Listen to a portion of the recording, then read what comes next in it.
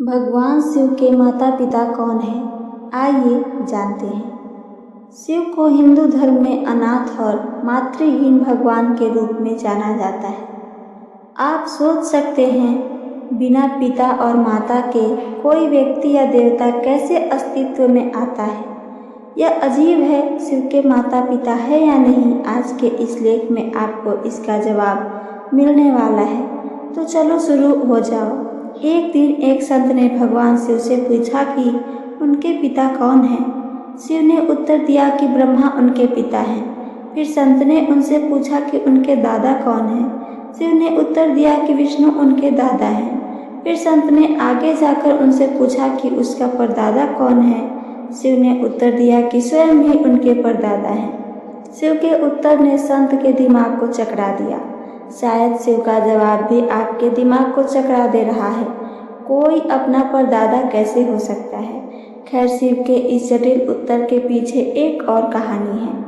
यहाँ एक बार क्या हुआ, अंतिम कल्प के अंत में पृथ्वी पर थोड़ा विनाश हो रहा था। सारी पृथ्वी जल से भर गई।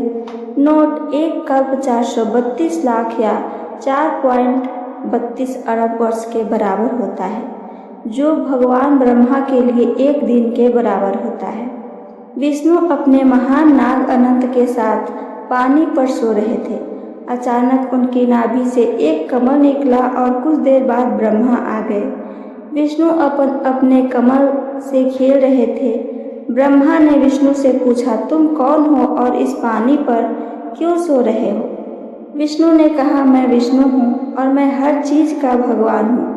ब्रह्मा विष्णु के दावे को स्वीकार करने के लिए तैयार नहीं थे, इसलिए उन्होंने विष्णु को अपने पेट में प्रवेश करने के लिए कहा, यह देखने के लिए कि ब्रह्मा ब्रह्मांड के स्वामी हैं।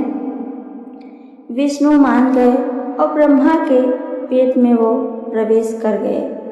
वहाँ उन्होंने बहुत सारे संसार, तारे, पहाड़, जीवित चीज़ें पाई, जिनमें वे भी शामिल हो गए थे, जो अभी तक अस्तित्व में नहीं आई है।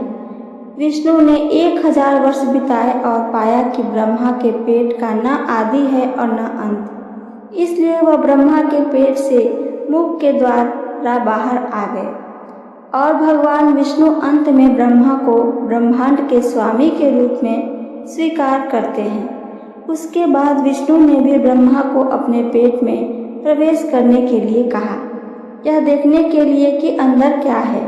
ब्रह्मा ने विष्णु के अनुरोध के अनुसार ऐसा ही किया और वहाँ कई लोगों को पाया। उसे यह भी पता चला कि विष्णु के पेट में भी न आदि है और न अंत, लेकिन विष्णु ने अपने शरीर के सभी निकास बंद कर दिए और ब्रह्मा को बाहर आने का कोई रास्ता नहीं मिला। अंत में ब्रह्मा ने अपने शरीर को बहुत छोटा कर दिया और विष्णु की नाभि से बाहर आ गए। वह कमल के तने पर चढ़ गए और अंत में कमल के फूल पर बैठ गए। ब्रह्मा विष्णु के शरारती व्यवहार के लिए उनसे नाराज थे। विष्णु ने कहा कि वह सिर्फ उसके साथ खेल रहे थे और उसे दोस्त बनने के लिए कहा। उन्होंने यह भी कहा कि उनकी दोस्ती के प्रतिनिधित्व के रूप में कृपया उन्हें यह वरदान दे कि अब से ब्रह्मा को उनके पुत्र के रूप में जाना जाएगा। और ब्रह्मा खुशी खुशी विष्णु के प्रस्ताव पर सहमत हो गए। उसके तुरंत बाद भगवान शिव वहाँ पहुँचे। शिव 10 सहस्त्र और भयंकर दिखने वाले थे। विष्णु ने ब्रह्मा से कहा कि वह शिव हैं और उन्हें प्रणाम करना चाहिए। ब्रह्मा शिव को पहचानने में असमर्थ थे। पहले तो ब्रह्मा ने शिव को प्रणाम करने से मना कर दिया, लेकिन जैसा कि विष्णु भगवान शिव को झुकने के लिए अनिच्छुक थे, ब्रह्मा ने भी ऐसा ही किया। शिव ने ब्रह्मा से कहा, तुम क्या वरदान चाहते हो? ब्रह्मा ने कहा, कृपया मुझे क्षमा करें कि मैं आप पर संदेह किया और अपनी क्षमा के प्रतिरूप के रूप में कृपया मुझे यह वरदान दें कि आप मेरे पुत्र के रूप में जन्म लेंगे। शिव ने सहर्ष ब्रह्मा को मनचाहा वरदान दिया। शिव के जटिल उत्तर के पीछे यही कारण है।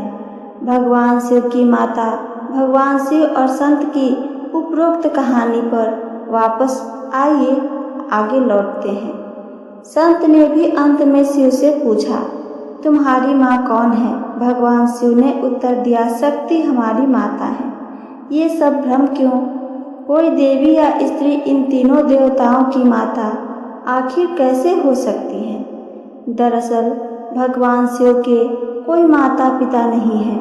उन्हें स्वयं यानी स्वनिर्मित कहा जाता है, अर्थात वह स्वयं अपने द्वारा निर्मित हैं और न केवल शिव बल्कि ब्रह्मा और विष्णु भी स्वयं निर्मित हैं। उन्हें खुद को बनाने के लिए जैविक योनि या गर्भ की जरूरत नहीं है। अचरज या सही, लेकिन वास्तव में शक्ति क्या है?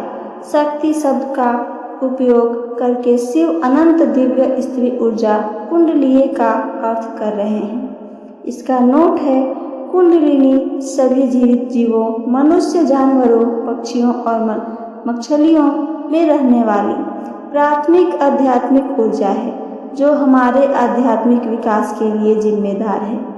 कुंडलिनी अकथनीय ऊर्जा है जो किसी भी चीज का अपनी इच्छा के अनुसार बना और प्रकट कर सकती है, चाहे वह बहुआयामी दिव्य ऊर्जा हो या आयामी भौतिक ऊर्जा। कोई सीमा नहीं है और चूंकि वह स्वयंभू हैं, जैविक ऊर्जा से पैदा नहीं हुए हैं। कुंडलिनी ऊर्जा शिव के रूप या शरीर को बनाने के लिए जिम्मेदार है, इसलिए वह उसकी और साथ ही अन्य दो देवताओं की माँ है, ब्रह्मा और विष्णु।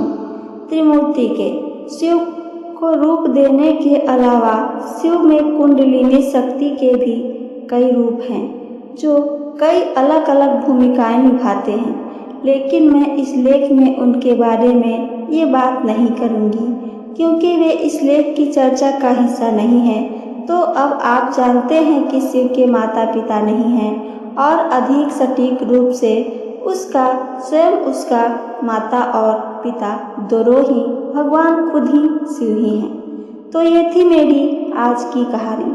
मेरी कहानी और इससे जुड़ी जानकारी आप सबको पसंद आई हो तो चैनल को सब्सक्राइब करके वीडियो को लाइक करना ना भूलें।